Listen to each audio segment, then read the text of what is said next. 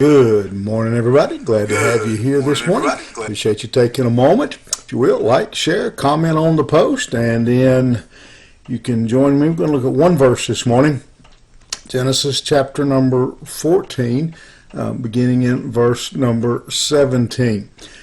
Here it says, after his return from the defeat of Hadorlaomer and the kings who were with him, the king of Sodom went out to meet him at the valley of Sheba, that is the King's Valley.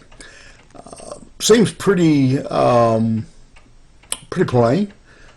Seems like no big deal there. But there's something brewing here that Abraham's going to have to deal with. That on occasion we all we probably all cross this bridge in some form, come to this obstacle at some form or fashion in our life.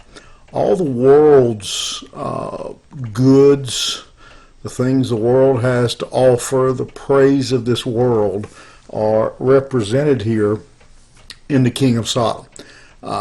This king, the king of Sodom, he had been spared. He had been his life had been preserved because he ran and hid. We see that he ran and hid in the tar pits. And when the invaders had left and he came out to find that his city had been destroyed, been wiped out, that pretty much all of the people had been carried off or killed, that anything worth having had been hauled off. The various idols and gods that they worshipped had been taken as spoils of war. And now the king, he hears that Abram is returning. He's going to be coming back through their area, and that Abraham, or Abram at the time, has defeated his enemies. And he knew Abram. Abram had been a neighbor. He knew him. They were on good terms, decent terms, maybe not bosom buddies, but at least they weren't enemies. And so he's thinking that maybe I can go out and be nice to Abram and sweet talk him, and he'll give me back my stuff.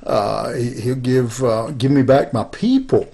He'll give me back, right now I'm a king with no city. I'm a king with nothing to rule over. And so he says, maybe he'll give me at least part of it back. Now, Abram didn't have to. You familiar enough with rules of war that the saying, to the victor goes the spoils. Abram has every right to keep the things that he has claimed in battle. He doesn't have to give anything back. But Abram is about to be tempted with, again, the things of this world. And this king is about to see if he can strike some type of deal with Abram. He's about to see if he can offer him something and make some form of compromise with him, if they can come to some type of deal. Now, again, remember that Sodom was a filthy city. It was a rotten city. We still today use the term, when we think of Sodom and Gomorrah, we use Sodom and Gomorrah to describe any place of immorality. It was a place that, you name it, that sin was there. And now the people of that city were under Abram's control. They were his